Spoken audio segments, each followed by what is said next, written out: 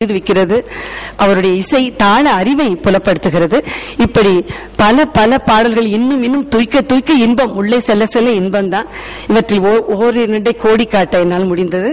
வாழ்க தமிழ் இசை, வாழ்க புரட்சி கவிஞனின் இசை நயம். வாய்ப்புக்கு நன்றி, வணக்கம். பாரதிதாசன் இளமையிலேயே இசை நன்கு படித்தவர், பயின்றவர். அவருடைய ஆசிரியர் திருப்புலிசாமி ஐயா அவர்கள் வைணவ செம்மல், இசை நன்கு அறிந்தவர். இவர் பஜனை பாடல் தமிழ் ஒத்து வராது என்று சொன்னதுனால் சங்கதிகள் எல்லாம் போட முடியாது சொன்ன உடனே நீ பாடு எழுதுறாங்க இப்படிதான் என்ற உடனே தாளம் பாட ஆரம்பிச்சார். எத்தனை 11 தியாகராஜ கீர்த்தனங்களை தாளத்தோடு ஒடியாமல் ஒசியாமல் அழகாக பாடி, அந்த 11 கீர்த்தனங்களும் அன்றைக்கு நடந்த. இது மட்டுமல்ல, எங்கள் வீட்டில் இருந்த ராசவேல் அண்ணன் என்பவர், அவர் அதிகமா இந்த சங்கீதங்கள்லாம் பாடுவார். எதை பாடிட்டே இருப்பார், விஜய அம்பிகே விமலா அம்பிகே அப்படி பாடுவார். இரு பாடு என்று சொன்ன உடனே அந்த வாழ்வுதான் எந்த நாள் வரும், அந்த வாழ்வுதான் எந்த நாள் வரும் என்று தொடங்கினார். அப்புறம் பெரியார் துணை அந்த ஒரு பாட்டு, இப்படி எல்லாம் பாட்டு உடனே வந்து கிடைக்கும்.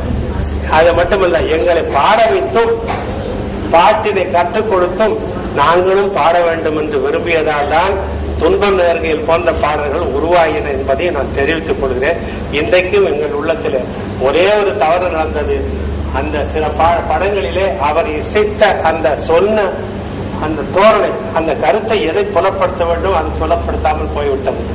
துன்பம் நேர்கையில் சரி, அதற்கு பிறகு வெண்ணிலா மானும் போது சரி.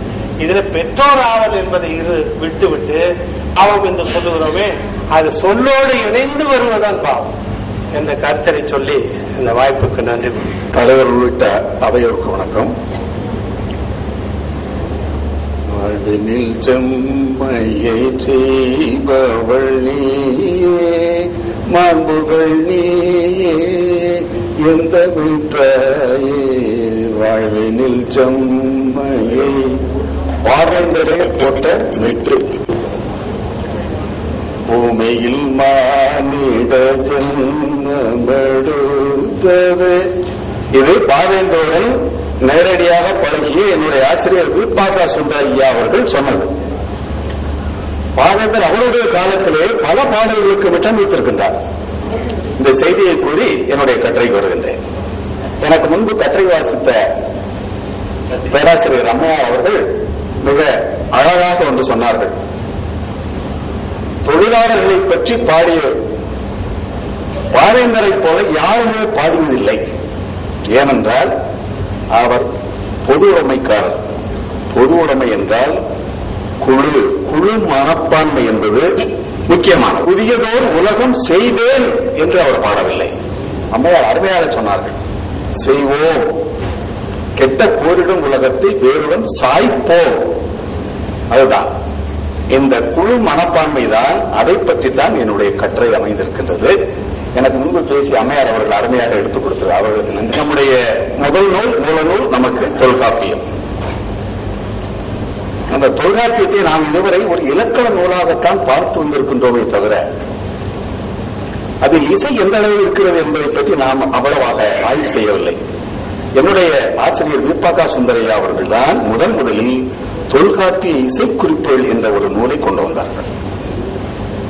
இப்பொழுது குழுப்பாடல் தொல்காப்பியத்தில் நாட்டுப்புற இசையாக தொல்காப்பியர் எவ்வாறு பதிவு செய்திருக்கின்றார் என்பதை பற்றி என்னுடைய கட்டுரை அமைந்திருக்கிறது. ஆயம், ஓரை, கிடவரல், பண்ணை, இந்த 4 சொற்களை மட்டும் நான் எடுத்துக்கொண்டு உங்களிடம் பேச இருக்கின்றேன். இந்த சொற்களெல்லாம் முதலில் பெண்கள் கூட்டத்தை குறித்தது. ஆயம், பண்ணை, கிடவரல் என்பது. பின்பு பெண்களின் விளையாட்டை குறித்தது. அதன் பின்பு பாடி ஆடுகின்ற பெண்களுடைய விளையாட்டு ஆடல் பாடலை குறித்தது. காலந்தோறும் இந்த சொல்லுக்கு பொருள் இவ்வாறாக ஆகி வந்திருக்கின்றது. இதையெல்லாம் தொல்காப்பியர் பதிவு செய்கின்றார்.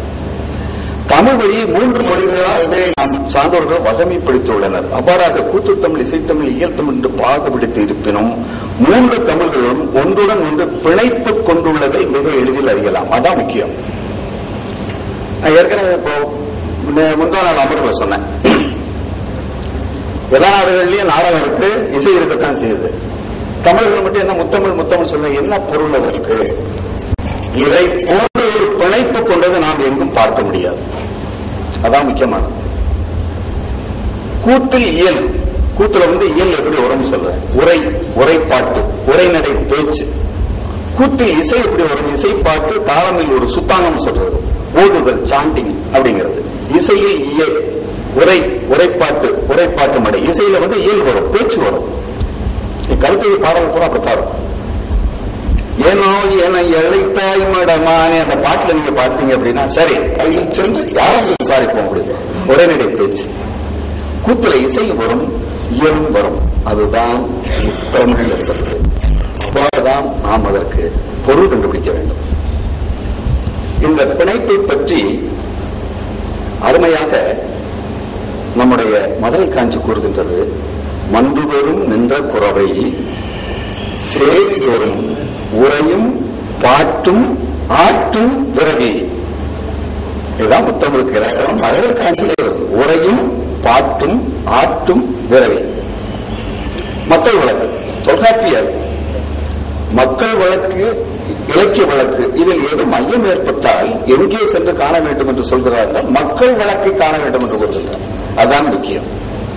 மெய்த்தலைப்பட்ட வழக்கொடு சிவனி, வழக்கில் மறைங்கின் உணர்ந்தவள் ஒழுக்கல். வழக்குக்கு தான் முக்கியத்துவம் கொடுக்கின்றார். அந்த வழக்கு என்பது நாட்டார் வழக்கு. ஆக இந்த நாட்டார் வழக்கில் இருந்துதான் இசை வந்தது என்பதை தொல்காப்பியர் தன்னுடைய நூலில் பதிவு செய்கின்றார். இப்பொழுது நாம் வழங்குகின்ற நாட்டார் இசை என்பது நாட்டுப்புற இசை, கிராமிய இசை, மக்கள் இசை, பாப்புலர் மியூசிக், போக் மியூசிக், அந்த சொல்லாடல்களை நாம் காணுகின்றோம். பண்ணத்தி என்ற ஒரு சொல், அது நம்ம எல்லாம் ஒரு துன்புறுத்துகின்ற ஒரு சொல். எளிதாக தனி பேச்சு, பண்ணத்தி அவங்க தனியா பேசுறேன். சரி, நம்ம எல்லாம் ஒரு துன்பப்படுத்துகின்ற ஒரு சொல். உரையாசிரியர்களை அதற்கு உரை சொல்வதற்கு மாற்றி மாற்றி சொல்கின்றார்கள். ஆனால் பண்ணையுடையவர் பண்ணத்தி என்று கூறுகின்றார். இந்த பண்ணத்தி என்பதற்கு நாட்டுப்புற இசை என்பதாகவே பேராசிரியர் உரை கண்டுகிறார். அதை பற்றி விரிவாக அவர்கள் பேசுவார்கள். நான் அதிலிருந்து விலகி செல்கின்றேன் என்பது. அந்த இனக்குழு சமூகத்திலிருந்து எழுந்த இசை குழு இசையாகவே முதலில் தோன்றியது. அதைத்தான் தொல்காப்பியர் பதிவு செய்கின்றார்.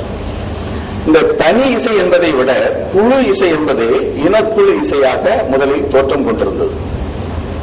இன்றைக்கும் மலையின மக்கள் பார்த்தோம் என்றால், ஆதிவாசிகளை பார்த்தோம் என்றால், அவருடைய ஆடலும் பாடலும் குழு பாடலும் குழு இசையாகவும் குழு நடனமுமாகவே விளங்குகின்றது. இப்பொழுது மகளிர் விளையாட்டை பற்றி பார்ப்போம். ஓரை, கிடவரல், பண்ணை என்ற சொல்லாட்சிகள். கிடவரல், பண்ணை ஆயிரண்டும் விளையாட்டு. தொல்காப்பியரே சொல்றார், விளையாட்டினே சொல்றார். கிடவரல் என்று சொல்லும், பண்ணை என்று சொல்லும், விளையாட்டு என்பது பொருள்படும் தெய்வ சிலையா சொல்றார். விளையாட்டு அப்படின்னு சொல்றார். ஓரை, ஓரை என்ற ஒரு சொல் தொல்காப்பியர் கூறுவது தமிழ் மொழி நெடுமரத்தில் ஓரை என்ற சொல் 6 வகையில் பொருள்படும். ஓரை என்ற சொல்லுக்கு 6 பொருள் இருக்கு. 5 நாழிகை நேரம், 2 மணி நேரம், 30 பாகை டிகிரி ஒரு பொருள். ராசி, சைன் ஆஃப் த ஜோடியக். இளங்கோடிகள் இதை மதி என்று பதிவு செய்கின்றார். ஆறிரு மதியினும்